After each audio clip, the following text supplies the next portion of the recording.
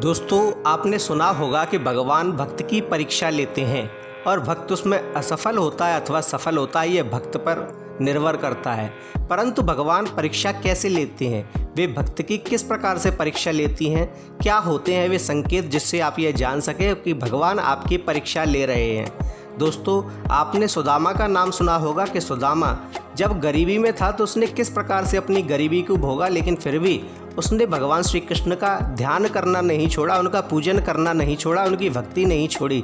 ये भगवान ने सुदामा की भक्ति की परीक्षा ली, उसकी सहनशीलता की परीक्षा ली थी।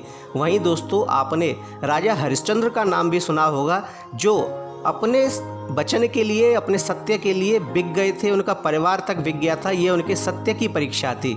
इसी प्रकार दोस्तों, भगवान अपने भक्तों की परीक्षा लेते रहते हैं, लेकिन भक्तों को कैसे पता चलेगा कि भगवान उनकी परीक्षा ले रहे हैं। हेलो दोस्तों, मैं DRX संतोष सिंह अपने YouTube चैनल पर आप सभी लोगों का स्वागत करता हूं। दोस्तों, आज के इस वीडियो में हम जानेंगे कि भगवान किस प्रकार से अपने भक्तों की परीक्षा लेते हैं। दोस्तों, आपने देखा होगा कि जिस व्यक्ति को सुख होता है उस व्यक्ति के जीवन में दुख भी कभी न कभी आता है, और जो व्यक्ति दुख भोगता है उसके जीवन में सुख के क्षण भी कभी न कभी आते ही हैं, क्योंकि यह समय का पहिया है जो चलता ही रहता है और इसमें सुख और दुख, हानि और लाभ दोनों एक समान रूप से आते हैं। अपने पूर्व जन्म के कर्मों के द्वारा उसने जो प्रारब्ध लिखा हुआ होता है उसके अनुसार मनुष्य अपने जीवन में सुख और दुख का भोग करता है। दोस्तों, मनुष्य जब दुख भोगता है तब उसे सुख की वैल्यू का पता चलता है। जिस प्रकार व्यक्ति जब बहुत तेज धूप में चलता है और फिर उसे किसी घने पेड़ की छांव मिल जाती है तो उस छांव का आनंद उसे तब ही आता है जब वो धूप में विकल हो जाता है। ऐसे ही दोस्तों, जब व्यक्ति दुख में झेलता है, दुख अपने शरीर पर, अपने जीवन में झेलता है, तब ही जो सुख आता है वो उसे वास्तविक सुख की वैल्यू उसे पता चलती है।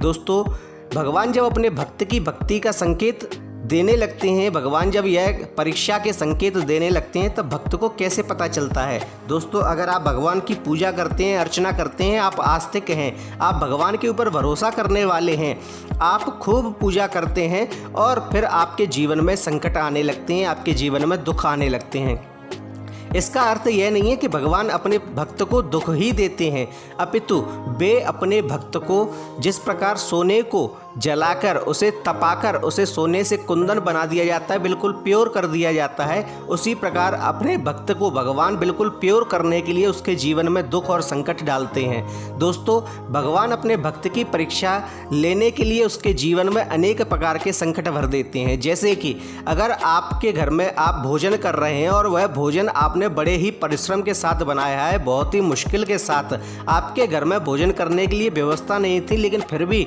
आपने किसी तरह बहुत मेहनत करके, बहुत दुख झेल के उस भोजन को प्राप्त किया। जैसे ही आप भोजन करने वाले थे कि आपके द्वार पर कोई भिखारी आ गया अथवा गाय ने आकर रमाना शुरू कर दिया, तो इसका अर्थ है कि भगवान आपकी परीक्षा ले रहे हैं, आपके धर्म की परीक्षा ले रहे हैं कि अब आप उस व्यक्ति को, उस गाय को भोजन कराएंगे अथवा नहीं कराएंगे। दोस्तों, अगर उस समय आप एक टुकड़ा भोजन भी, एक निवाला भोजन भी उसे करा देते हैं तो ये आपकी भगवान के प्रति आदर की, भगवान के प्रति भक्ति की यह परीक्षा में आप सफल हो जाते हैं।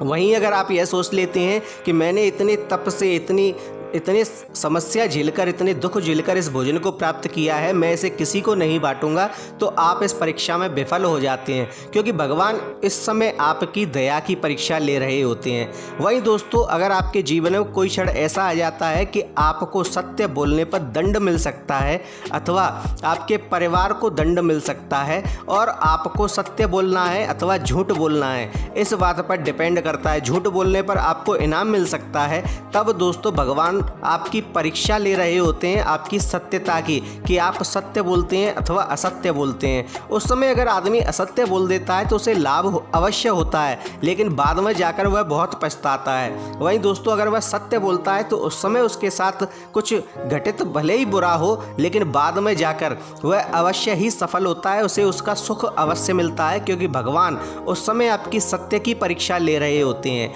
वहीं दोस्तों, जब भगवान अपनी भक्ति की परीक्षा लेते हैं तो वह वह आपके जीवन में ऐसे ऐसे दुख भरने लगते हैं जिससे आप अंदर से टूटने लगते हैं। दोस्तों, इससे आपका ध्यान भगवान से हटने लगता है, आप नास्तिक होने लगते हैं। लेकिन यह परीक्षा है आपकी, आपके भगवान पर विश्वास की। आपको ऐसे समय में अपने भगवान से विश्वास नहीं हटाना है, अपितु उनके विश्वास पर खरा उतरना है और आपको भगवान पर विश्वास रखना ही है कि चाहे कितनी भी तकलीफ आ जाए, चाहे कितने भी दुख आ जाए, भगवान मैं आपका साथ नहीं छोड़ूंगा। मेरा विश्वास है कि आप मेरे दुख अवश्य हरेंगे। जब आपका यह विश्वास दृढ़ हो जाता है उस समय पे, तो समझ लीजिए कि आप परीक्षा में सफल हो गए और आप यकीन जानिए कि फिर उसके बाद आपको कुछ करने की आवश्यकता नहीं है। भगवान स्वयं आपको उस दुख में से बाहर निकालते हैं। तो दोस्तों, ये हैं वे कुछ संकेत जो बताते हैं कि भगवान आपकी परीक्षा किस प्रकार से लेते हैं, क्या संकेत होते हैं कि भगवान आपकी परीक्षा ले रहे हैं। आपको हमारी जानकारी अच्छी लगे तो कृपया हमारे वीडियो को लाइक कीजिए, शेयर कीजिए, कमेंट में जय श्री राम अवश्य लिखिए और साथ ही हमारे चैनल को सब्सक्राइब कीजिए। धन्यवाद।